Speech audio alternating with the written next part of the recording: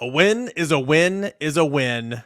It was ugly, but better be ugly and win than be ugly and lose. Tennessee wins 20-13 over Texas A&M. It's your Sunday morning postcast right here on Locked On Vols. You are Locked On Vols, your daily podcast on the Tennessee Volunteers. Part of the Locked On Podcast Network, your team every day.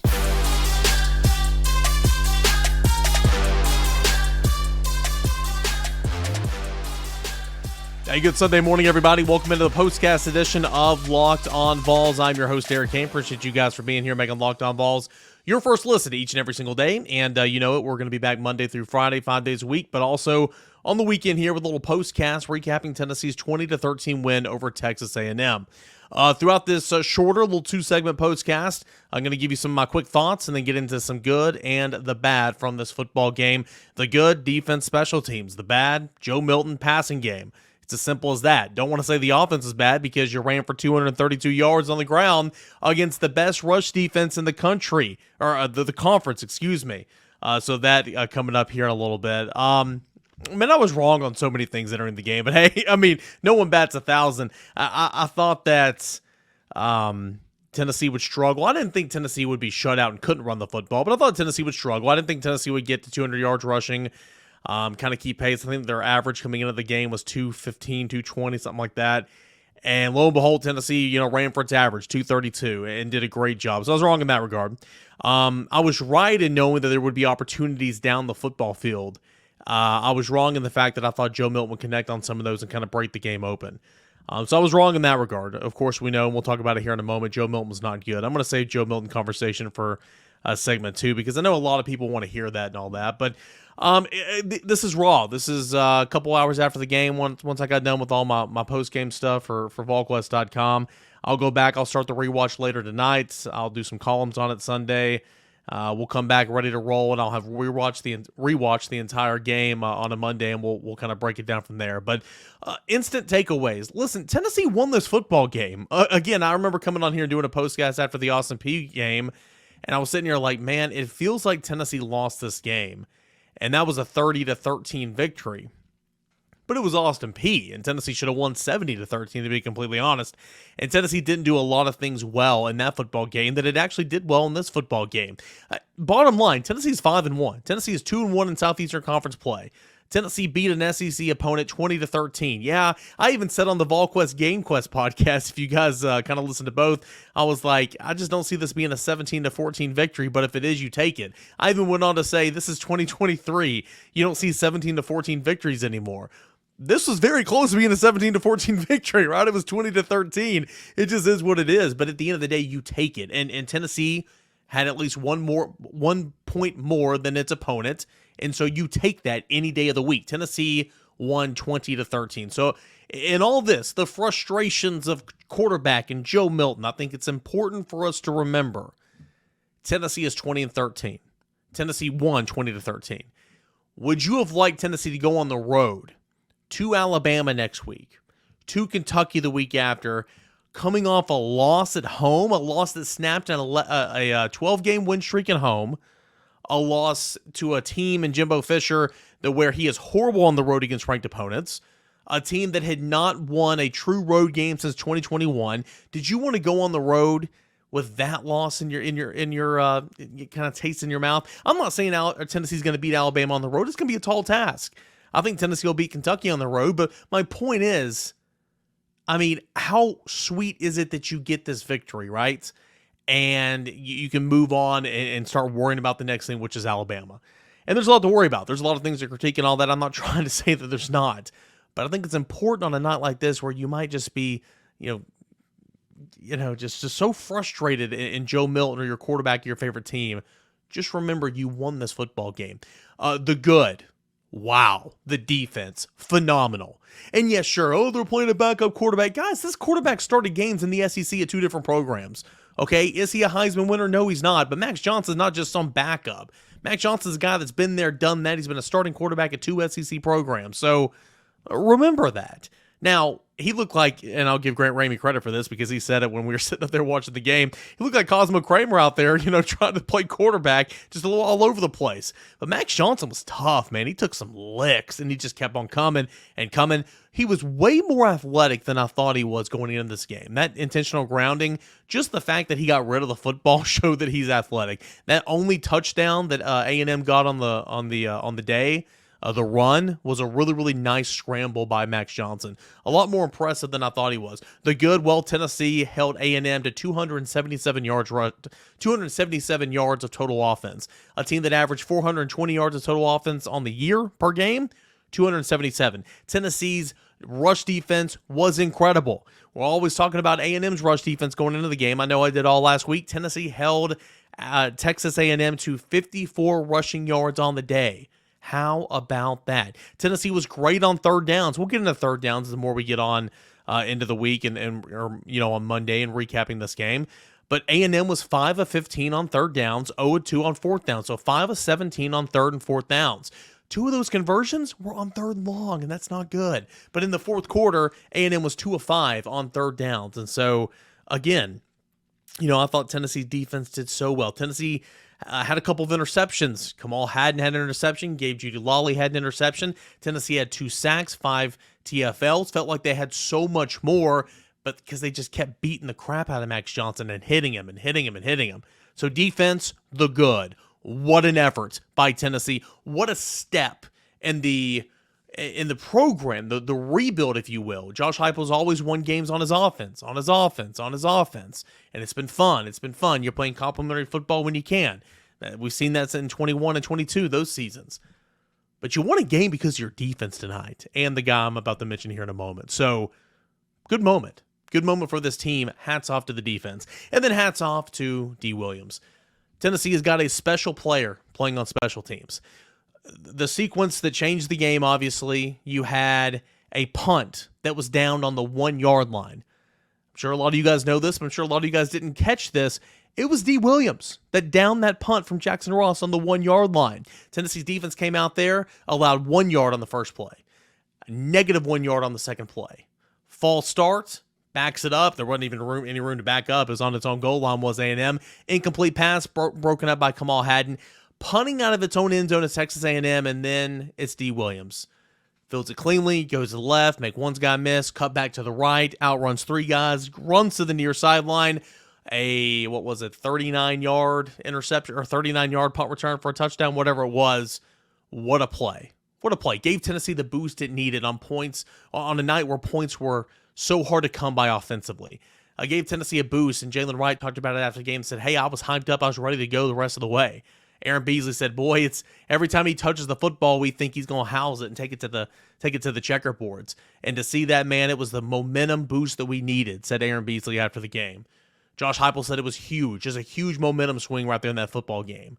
So on a night where your offense is not, on a night where your passing game is not good, on a night where your quarterback is not good for the most part, and you're not finding the end zone, defense steps up, special team steps up, and you get a win in the Southeastern Conference play. Again, Tennessee's going to play better football teams than Texas A&M. Alabama's going to be better. Georgia's going to be better. Hell, Missouri might be better. Well, Missouri's what a start to its season. Now its schedule gets really, really challenging, and we'll see how good Missouri is. But, Missouri playing some good football right now. So there's going to be teams out there that it's going to be a challenge. But for Tennessee to win a game like this, by the way, the first win Josh Heupel's ever had as a head coach at Tennessee or at UCF, the first win he's ever had as a head coach when scoring less than 30 points. Think about that. Also at Tennessee, Josh Heupel was 0 of 9 when trailing at halftime. That streak snapped as well. So it was a weird night. I kind of wrote about it after the game. It was a weird night. Josh Heupel gets his first win when scoring less than 30 points as a head coach, and Josh Heupel is now 1 of 9 when trailing at Tennessee when trailing at halftime. So anyway, I thought this was interesting, or maybe 0 of 9 all time as a head coach. I'll have to go back and look, but anyway, yeah, it was a weird night, but Tennessee got the win. Be appreciative, Tennessee got the win. Now we'll go into the bad. We'll talk about some Joe Milton, and we'll talk about that passing game that is coming up here when we return right here on Locked On Vols, this postcast edition. Appreciate you guys for being here. I want to tell you about our friends over at Bird Dogs. Bird Dogs, Stretch khaki shorts designed to fit slimmer through the thigh and leg to truly give you that sculpted look. It's the shorts. They do the exact same thing that Lululemon does, but the fit is way better. Why is that? Well, it's because Bird Dogs has fixed the issue of strict restricting cotton by inventing a cloud knit fabric that looks just like khaki, but it allows you to stretch. So versatility, you don't have to sacrifice movement, all that with Bird Dogs. Plus, it's got an anti-stink sweat wicking fabric that keeps you cool and dry all day long. Bird Dogs are functional for any occasion, meetings, church, date, beers with the boys, whatever the case may be. Your slacks, your shorts, good for all occasions, lounging, even go work out in. That's at Bird Dogs, and they have got you covered for any event whatsoever. I encourage you to go to birddogs.com/lockedoncollege and enter the promo code LockedOnCollege at checkout for a free Bird Dogs water bottle with your order. That is birddogs.com/lockedoncollege for a free water bottle at checkout. You won't want to take your Bird Dogs off. We promise you that. Bird Dogs. Go check it out today. Also want to tell you about our friends over at BetterHelp. All right, and BetterHelp, a great thing for you. In this episode, it's sponsored by BetterHelp. Life's tough sometimes, guys. There's a lot of things going on. Sometimes it's hard to I try to say a word I can't say. Sometimes it is hard to get everything in order, to separate some things, okay? And maybe you can benefit from some therapy. I know a lot of people have for sure. If you've ever benefited from therapy, it's a place where you can share, you can talk, and you can kind of overcome some things that maybe are struggling you. Therapy helps you figure some things out that are holding you back. So if it can work for yourself instead of working against yourself.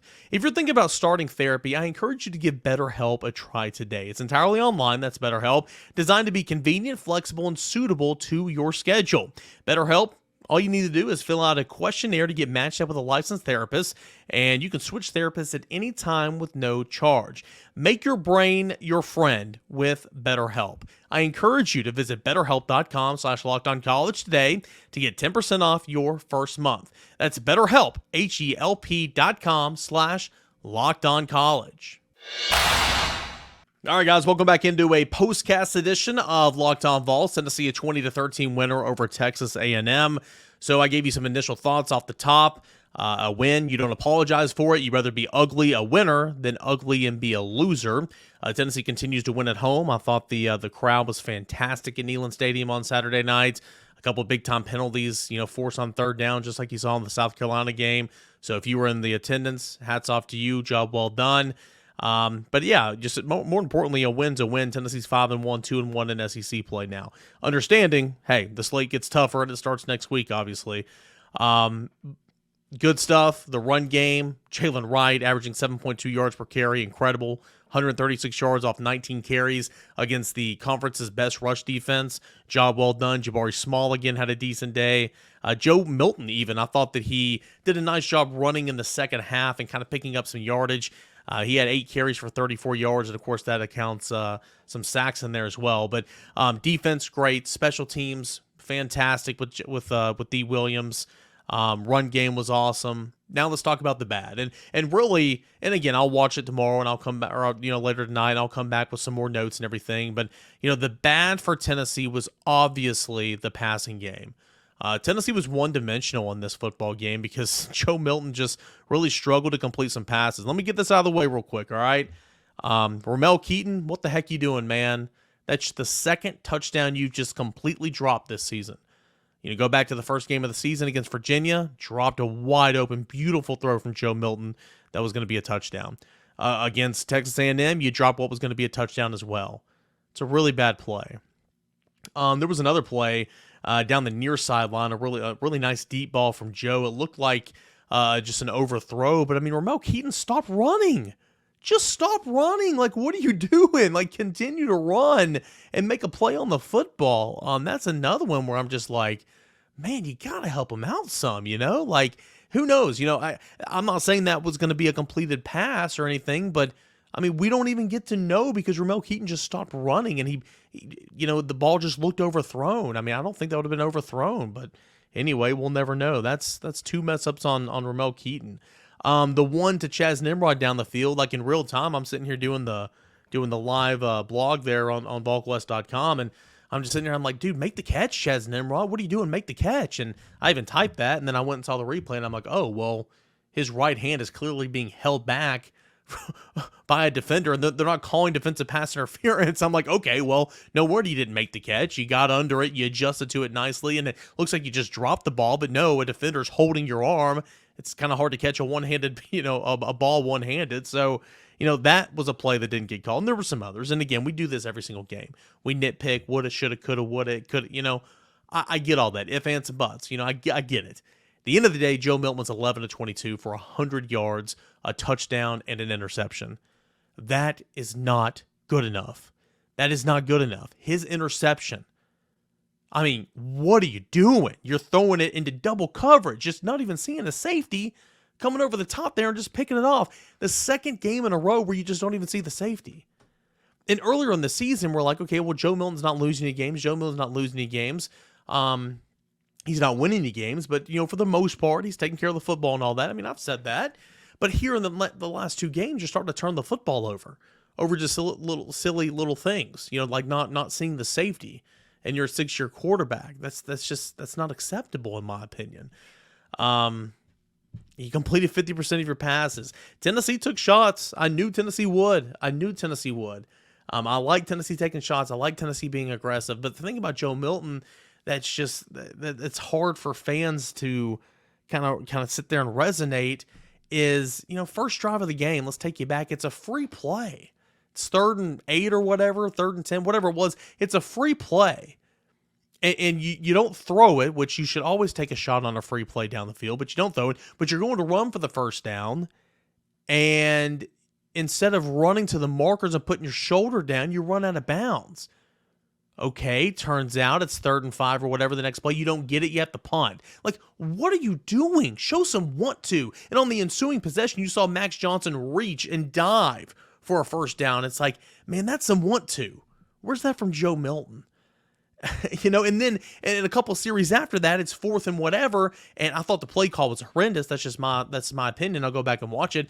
But there was one option on the play. It was Sampson, on the rollout there. There was no other option. You're rolling Milton out. And there's, when you're outside the pocket, there's 2 defenders between Milton and the sticks. And you're seeing on social media and on the game thread and everybody just saying, well, oh, he's such a pansy. Why don't you run for it? Why don't you run for it? He would have gotten drilled and he would have not made the first down. But because of the play before, when you didn't put your head down and try to go, or shoulder down, try to go get the first down, you don't get the benefit of the doubt anymore. And so it's just like, man, it's like with Kamal Hadden. I made this example on the postgame podcast over at VolQuest.com. Like with Kamal Hadden. He is playing some great football. He had another good game. I'll go back and watch it. We'll check Pro Football Focus stats. But I think he had another good game, really good game. But and he's Tennessee's best cover corner right now. It's not even close. But his mess ups are so big that it's so hard for fans to give you the benefit of the doubt. South Carolina last year, Florida game this year when you don't wrap up and it's a 62-yard run. Well, fans remember that. With Joe Milton, that's running out of bounds, to end the game against Ole Miss, in 2021. And it's that type of stuff. And then later in the football game, actually running over somebody and getting so amped up and then throwing an interception on the next play or the couple plays after. It's just bad, man. It's bad. And Tennessee moved the football. It just couldn't do anything in the red zone. Tennessee was not good in the red zone all night long. I don't have the stats in front of me. I'll have it on Monday. And Josh Heupel even said it after the game. It's just like we just can't do that. We can't not see the safety there. It's 2 games in a row. So anyway, everybody's talking. Everybody's saying, backup quarterback is the most popular guy on any football team, especially when you're the rumored $8 million man and all that, Nico Iamaleava. I'll just say this. It's in my opinion. And again, this is, my opinion for whatever it's worth. And this is obviously subject to change and everything, but it is of my opinion that, there's not going to be a quarterback change. I mean, Joe Milton is the quarterback. Okay. In my opinion, I mean, if this continues to go up and all this, then maybe, but I mean, Joe Milton is this team's quarterback. And it's pretty evident in the way that Josh Heupel responds to questions from the media and post-game press conferences. Asking about Joe Milton, what was this? It was this. What was the receivers here? It was me. It was play calling. It's deflect. It's pretty evident in the way that Josh Heupel goes about talking about his quarterback. It's in my opinion, there's not going to be a change, especially this week when you're going to Tuscaloosa, going to Alabama. Do you guys remember Nathan Peterman in the Swamp, Florida a couple years ago? Hello? I'm not saying I'm not trying to compare or anything. I'm just saying I don't think that that's going to happen at all, and I especially don't think it's going to happen this week. That's of my opinion. It's of my opinion. We'll see. I could be wrong, but that's my opinion. But bottom line, Joe Milton was not good. Joe Milton was not good. And Joe Milton's got to be better. And I get the frustrations by fans, especially fans that pour, heart, soul, tears into the program and give financially towards donations or go season tickets, going to the game, spending your money on hotel rooms and all that. Now with name, image, and likeness, contributing. Like, I get it. I never want anybody to feel like your opinion's not valid. Like 100% it always has been. It always will be. I'm just giving you my opinion. I don't think there's going to be a change. And, we'll see if that continues on throughout the season. But gosh, 11 to 22, 100 yards, touchdown, interception, completing 50%. That's not good enough. That's not good enough whatsoever. And it was the Achilles heel of a night where you were running the football so well, but you couldn't make a throw. It affected play calling. In a big way. So, we'll see. We'll see what happens. I'll go back and watch it, come back with some more notes for a Monday show. But the important thing is Tennessee won the football game 20-13. Do not apologize for a win. Tennessee won the football game 20-13. It's 5-1, 2-1 in SEC play. And then you go on the road to take on Alabama, a team that you beat last year, a team that is very mortal. Okay. It's a good football team and it's getting better in my opinion. But it's still a football team that, is not going to go undefeated. Obviously, it's already got a loss on the season, but it's a football team that you can beat, in my opinion. But in order to do that, you got to play better, especially at the quarterback position. Postcast edition of Locked On Vols. Tennessee wins 20-13. Appreciate you guys for being here. We'll come back on Monday. I'll give you my Cain grades. We'll go over the stat sheet. We'll hear the scoring plays and some of my notes from the rewatch. All that and more that's coming up on a Monday edition of Locked On Vols. Tennessee 20-13 over Texas A&M, improving to 5-1, 2-1 in SEC play. This is Locked On Vols, and I'm your host, Eric Cain. Appreciate you guys for being here.